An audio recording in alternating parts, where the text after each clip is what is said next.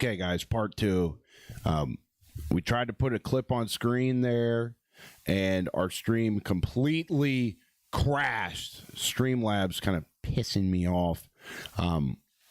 So we'll wait for everybody to file back in here, maybe see what we got here on the tunes.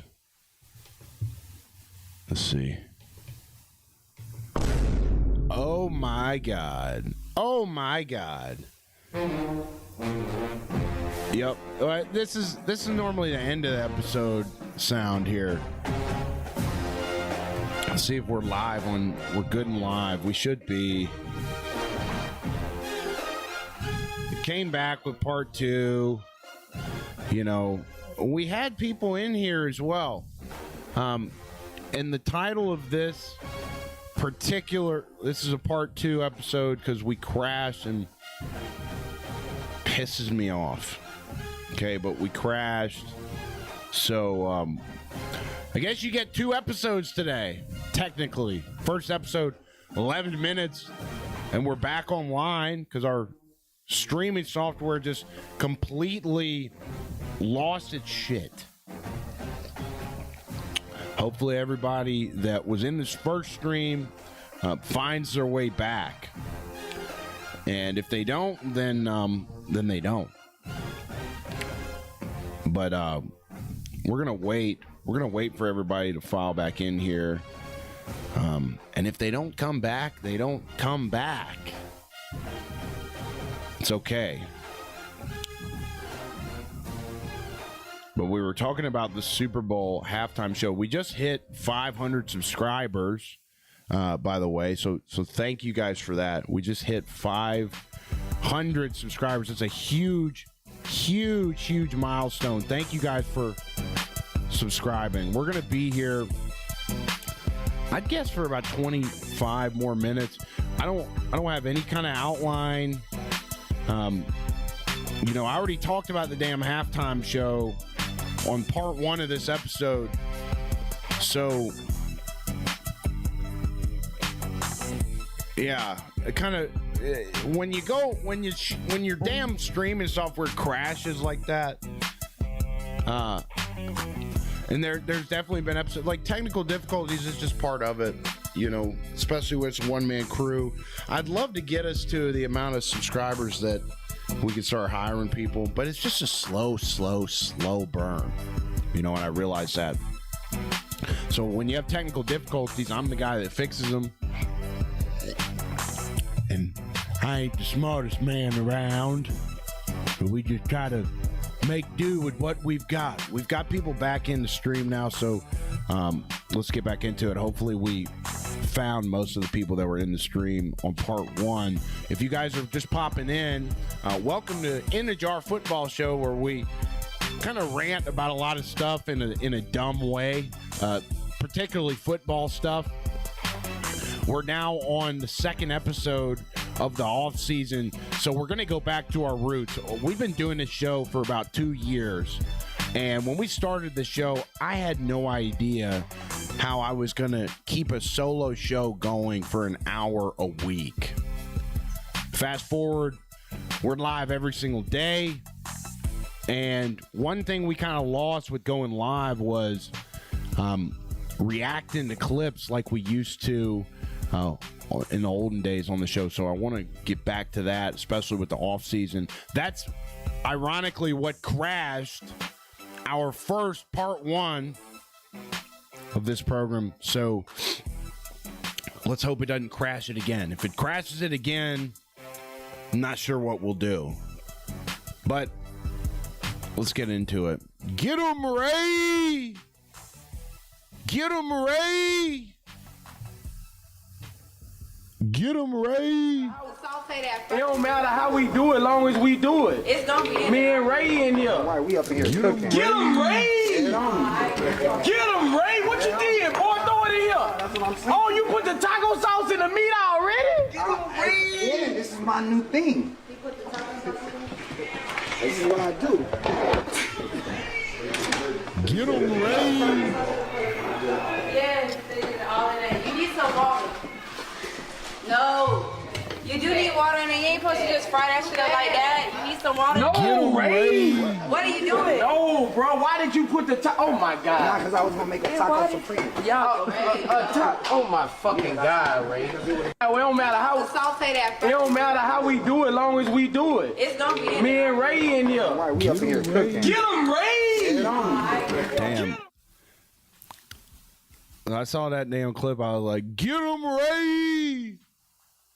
I don't know, dude. I haven't made tacos in the longest time. They always, man, because I like the corn tortillas, because you get the corn tortillas with the tacos, and you look at the ingredient label on some damn corn tortillas, and most of the time the ingredients are nice and clean. You know, you ain't got no dextrose in there. You ain't got no damn sunflower oil in there. So a lot of times I like to get the corn tortillas because they got cleaner ingredients. But when you throw a corn, and this might be me, this might be user error, right? But when I throw some damn corn tacos together, I ain't got one of them damn, them damn aluminum things that are like a V, and they got a couple of V's I can't do with my fingers. You stick the damn taco in there, and it holds them. Maybe something like that would help me. But I don't make tacos because if you get flour tortillas, then the ingredients ain't going to be any good. It's not going to be good for you to eat if it's got sunflower or palm oil in it. But then you get the corn tortillas, and they damn fall apart after you just talk to them. You know, they break and all this stuff, and your damn ground beef starts falling everywhere, and it's a freaking disaster. You got juices sliding down this part of the outside part of your hand. You guys know what I'm talking about. It's a very unsettling feeling when you're eating tacos and you got, or a burrito, and you got damn juices slithering down the outside of your hand down to the tip of your sleeve, and it's going to stain the tip of that sleeve, especially if you got a cotton white long sleeve t-shirt. Okay, so I don't eat tacos that much. Also, I don't really know how to season them. And people say, well, you need to get the ready to go taco seasoning packets. And it's like, okay, man, but how do I know what's in that? How do I know what ingredients are in the ready to go taco seasoning? You know? I'm not always woke, but when it comes to my ingredients in my food, I'm woke. I'm a damn look at the ingredient label. And I'm going to see if you got anything in there that you can't pronounce. That's just how it goes. That's how you got to be, you know? So I just saw that clip of Boosie and Ray J making tacos, and I couldn't stop all day say, "Get 'em, Ray! Get 'em, Ray!" You know, I make what I make. You know, I got my patty melts at night. I make my patty melts, and then I got my first meal of the day. I just mix together half a pound of ground beef, 4 eggs, season it up good, call it a day, or call it afternoon. Fresh fruit, organic fruit. You know, dude, I'll tell you this. I got an Instagram ad, and it was an advertisement. I can't remember the hook. I can't remember what hooked me in, but it was for a bin that you put your food waste in, right? So like apple cores, orange peels, all that. I'm like, damn, you know, I eat all that stuff, and I always think about when I throw away eggshells or I throw away an orange skin or whatever. I always had that thought. I was like, damn, like I am wasting some good shit in here, you know? And so I get this Instagram ad. It's like, here's a bin that you could throw all your food scraps in, and it'll turn it into compost. And I've been wanting to grow my own stuff, out in the backyard. So immediately I'm hooked. And then you can send the soil to farms in the area and all this stuff. And it said you can do it you can get a bin and get all that for $20 a month. And I was like, damn. All right. So I did it. I did it right there. I got this big ass bin delivered to my front doorstep. It's heavy as all get out. There's a lot of machinery in this thing because it's got to churn and oxidize and all that. And it's like, damn, I'm a strong boy. I could barely carry the damn thing into my kitchen. I can't even remember what got me started on this conversation, by the way. Hamza Memum, shout out to Hamza in the chat. The Eagles suck. Some might say that, some might say that. They hired a new offensive line coach. I guess their offensive line didn't play to the standard that their organization wanted them to play. They've got the best running back in football back there, and he was still able to make do this season. Their offense is just brutally underperforming, and I think with the Eagles, there's an offensive coordinator turnover issue, or there has been. I think the organization understands that it's hard on these offensive players having to cycle offensive coordinators year in, year out in Philadelphia. And so I think they'll probably really try their hardest to retain this new guy they got coming in. I can't remember what the hell the guy's name is. I'm sure I'll know it in the future. But you probably got A.J. Brown on the way out. I mean, if I was a betting man and that was something I could bet on, I would definitely lean towards betting that A.J. Brown's going to be putting another uniform on. But what the hell do I know? The Eagles are an organization that is well run, but they did brutally underachieve this year. Much to the happiness of everybody else in the NFC East. Okay? I don't think they got any problems on defense. When you got players like Jalen Carter and Nolan Smith, the exciting whites in the defensive backfield for the Philadelphia Eagles, I don't think they have much to lament on the defensive side of the ball. And really, the way you look at the Eagles on the offensive side of the ball is a group of guys that are highly talented. You saw what they did in last year's Super Bowl. I guess technically this season is now last year, so 2 Super Bowls ago. You saw what they did. So the Eagles will be an interesting team to follow. I'm sure they'll be back to being fine and all that, but right now they do suck. That's the truth. What do we? Let's go to our next clip here. Come back. You stupid son of a bitch. Motherfucker. God, I'll fucking kill you. Woo! Damn pelican. I swear to God. Give me that fucking net. Almost That bitch about got our fish. I know, I told you. Take it. Hey, get off the fucking boat. Yeah. Kick his ass. Get that motherfucker out, Wendell. Here, you take care of this. I got this. Watch out. Got our Watch out. Move. I got this. I don't care. Whack him on the fucking head. Come back. You stupid son of a bitch. Motherfucker. God, I'll fucking kill you. Woo! Almost got our fish.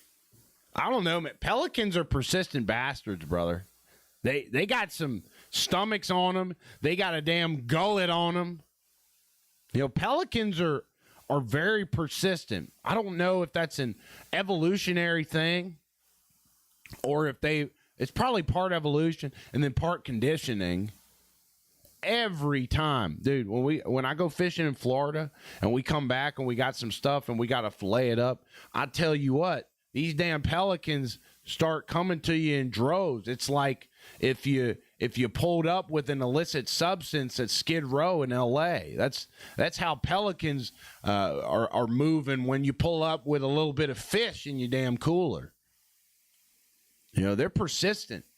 They'll clean you out, and they won't think 2 times about it because they can fit it all in their gullet at one time.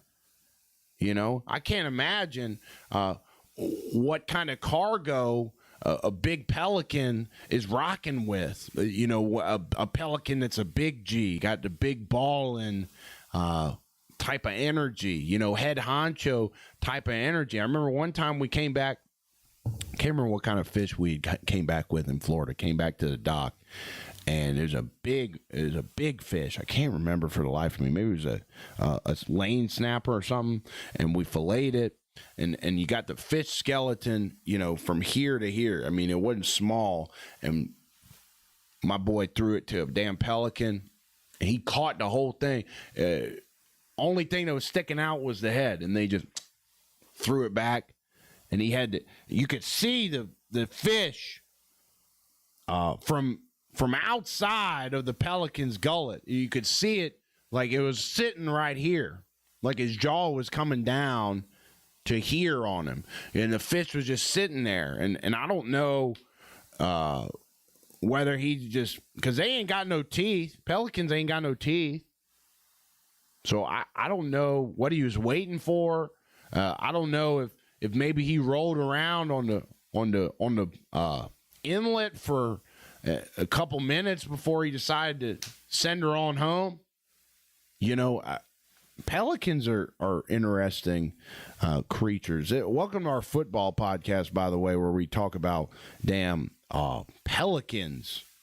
You know what I mean? I told y'all going into this, I ain't got no outline. I ain't got nothing. You know, we already talked about the halftime show in part 1 of the episode. So if you're looking for that, you know, check that out. Hop in the live here, but you know, I ain't got no script. I ain't got nothing for you today except a couple clips, couple this, couple that. If you guys got any football discussion that you want to go over today, just pop it in the chat here. What's our next deal here? Hey, bro. Yo, but that ain't the Steelers and Dolphins for real. That's bad. You can't tell that's a game. Y'all ever seen old people do this? Wait a minute. You mean I be watching the wrong thing? Grandma, you been watching a video game. That ain't the real game. Shit. Y'all ever seen old people do that? What channel they Hey, you guys playing send me that, bro. Grandma, that's a video game you Old watching. people. That ain't the Steelers and Dolphins. My buddy always told me a story about when he was playing NBA 2K. And his grandfather walks in, sees him playing NBA 2K, and he walks in, he's like, "Who's playing? The Rockets?" You know, maybe he wasn't playing 2K. He was playing like a football video game. His old uncle or whatever, you know, geriatric guy, rolls in, sees him playing a video game. I think he was playing a football video game. He rolls in and he goes, "Who's playing the Rockets?" Thought it was live, you know. And it's like, this was back when we were kids. This was back when the video game graphics like weren't any good, and you know, you still had geriatric olds rolling up into the premises, thinking that, you know, NCAA football 06 is like an actual game being played. Is that the Idaho State Vandals? They're playing right now. Yeah, that's what that clip reminded me of. I miss like NCAA football 06 with Desmond Howard on the cover when he's going like this. You used to be able, on NCAA football 06 on the PlayStation, you used to be able to do practice in like, I think it was, y'all tell me if I'm tripping. Maybe I'll clip this. Real ball knowers will find this. Y'all tell me if I'm remembering a different game than I think I am. But if I remember correctly, NCAA football 06, Desmond Howard on the cover, there was a part of the game where you could practice. You could do mini games, and it was like out in a cornfield or something. Again, that could be a baseball video game I'm thinking of, but I'm pretty sure that in NCAA football 06, you could do mini games, drills in like a cornfield, and the playlists on this game, this is back in when the college games had like regular music on them. The music would be playing, you'd be running the mini game in the cornfields or whatever, and the playlist is gas. And it's a good-ass time. I wish we could go back to that. I don't think we ever will. We're rolling along. We're rolling along just like I thought we would. Let's go to the next clip here. So I found this full speed collision. Look at this, guys. Did you guys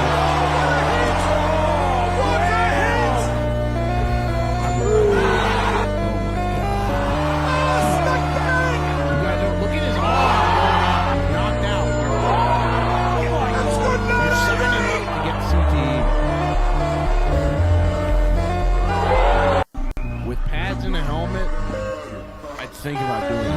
No pads. He's out cold. I don't understand why anyone would do this. Look at his arm. It's concussion.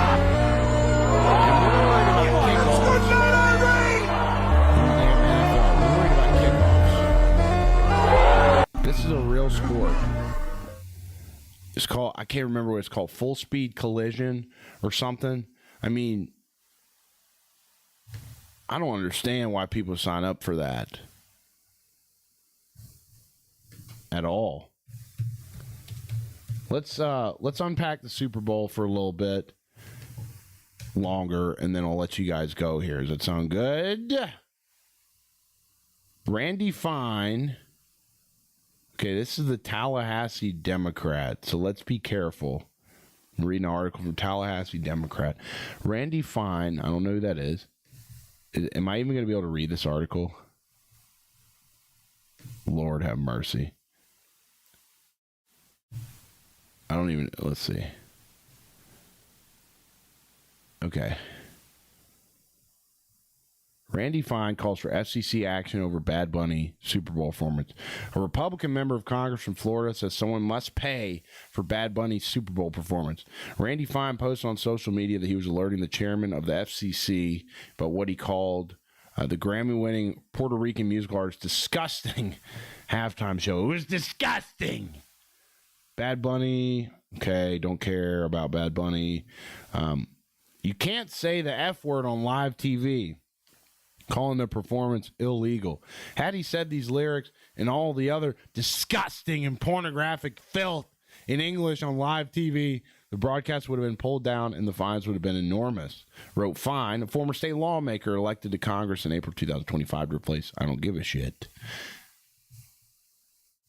Dude, here's the thing. And I said this on part one of today's episode. I don't understand the pushback for the halftime show. It's almost like Republicans have planted this narrative in their own head that, you know, we're being suppressed. This Bad Bunny halftime show is a threat to my freedom here in America. You know, and it's almost there. Weeks leading up, you know, people are like, who the hell is Bad Bunny? And I understand that. Like, I couldn't name one Bad Bunny song. If you played one for me, like maybe the most popular one, I'd be like, oh yeah, I've heard it probably. But leading up to the Super Bowl, all these people talking about, you know, this is a disgrace. I can't imagine, you know, I don't even know who Bad Bunny is. And there's just all this, it's manufactured outrage. And I think Republicans have planted this idea in their minds that, you know, these executives, they're out to get us. And they like, there's like, it's like you take a baseless stance against this stuff. And then the people on the left, the liberals, they want to post pictures of the Jumbotron on their story, even though it has nothing to do with them or their lives. And it's like this fake, like, baseless wisdom. Oh my God, this is such a cultural moment. This is so cultural. I'm going to look so good when I put this on my Instagram story for 85 people to see. It's just, so both sides are idiotic. Most, I don't want to say what I thought. That would have been bad. I was about to say most people are idiots, but, most people are not too. It's just kind of, it's tribalism. That's the toxic part of football coming out. It's the tribalism. And really, when you talk about football on a base level, like, I'm a Packers fan. Oh, you're a Lions fan. Let's fight. Like, that part of football is not good. But I feel like the Super Bowl stuff kind of rises above football because, like, as we know, like, the reason everybody tunes into the Super Bowl is not to watch ball. The reason that 9% of people tune into the Super Bowl is because everybody else is tuning into the Super Bowl. It's not because all of a sudden, one time a year, kind of like going to church on Easter, like one time a year, I want to watch ball. No, the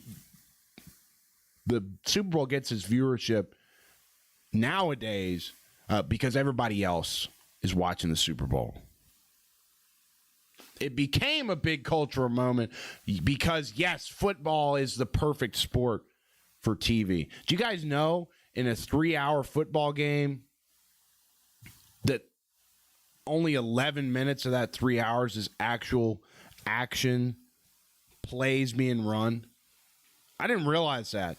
And it makes no sense why football would be such a perfect sport for television. It's almost like football's problems. Like, if you objectively looked at an entertainment product and said, this is going to be a 3-hour long production, but there's only going to be action for 11 minutes of the 3 hours, and people are going to eat it up, you're going to say, no. But football is not a normal entertainment product. Football is the unbiased, objective, best product for TV. Why? Because it stops and goes. And you have time to digest each play. You have time to think about what play might happen next. There's a little bit of introspection there. Your wheels start to, especially if you understand the game. But the thing is that the football watching experience, at least on a TV broadcast, is completely different for the football viewing experience for somebody who understands the game like to a coach's level and somebody that's brand new to the game. The watching experience is actually very similar. Why do coaches watch tape after the game? Because when you're down on the field, when you're down on the sideline, there's no way when you're watching football that you can look at every individual player and what they're doing and the job they did the first go around. Our brains are inclined to follow the football when we're watching a game. So our brains cannot process all of the moving pieces when watching a football game. But we understand the macro thing that took place. It's very different than the hypnotic games like basketball, hockey, soccer. There's the action in these sports is ongoing, but there's not as much stakes moment to moment in a hockey game or a soccer game as there is in a football game. So maybe we'll talk more about that as we venture into the offseason here, why football is the best TV product that you could possibly find. I know this is a football show, and everyone's going to be like, oh, you're saying that because you're a football show, but unbiased, objective opinion, football is the best TV product you can find. And so that's why the Super Bowl became such a cultural moment in America. And then that momentum compounded, and then you got people nowadays who are simply watching the Super Bowl because everybody else is doing it. It's a lot like going to church on Christmas Eve or going to church on Easter, and that's the only time of the year you go to church. It's the same thing. Okay? We love God and we love football on this show. We go to church every GD Sunday. And we watch football every GD Sunday. We're real fans on this show. And we watch the Turning Point USA halftime show because I'm done with all the woke garbage. You know, it's like this fake outrage. Well, that seems like that could be liberal, so hell, I don't like it. You know, that's the energy of the new right, and it's a lot like how the liberals were 10 years ago. It's funny how human nature kind of has its circle of life. You know what I mean? We are at about time here, and I know it's probably a bit confusing. I know we probably lost some people when my streaming software decided to lose its mind in part 1 of the episode, but this is part 2. You get 2 episodes in one day, and I'd say it was a successful program. I mean, I don't know anything about anything, but I enjoyed it and I had a good time. So we're going to be back here doing this tomorrow. We're live every weekday around 6 Eastern, and we have officially made it to the off season. We've covered 2 full seasons on this show, and we're going to get some guests on here. We're going to get some clips rolling for you guys. We're going to do things a little different day to day. And then on the days we don't do anything different, we don't do anything different. And it's just going to be the same show. So make sure you subscribe to the channel. Make sure you hit that like button. And if you don't do either, don't let the dough hit your ass on the way out. You know what I'm talking about? I'm going to head on to jiu-jitsu practice now. I feel like spare parts. I did yesterday. Let's not put that label on ourselves. I feel great. I feel incredible. I'm going to do some rolling, some jiu-jitsu. You know. And that's just that. Make sure you subscribe. Make sure you like. I'll update the audio platforms here tonight. Get a short out for you guys. We're active, man. We're working. Every day we're in here. And eventually, you will see that this is the greatest football show in the land. Sometimes we talk about football. Sometimes we talk about Pelicans. But that's that. I'm going to head out now, guys. Appreciate you.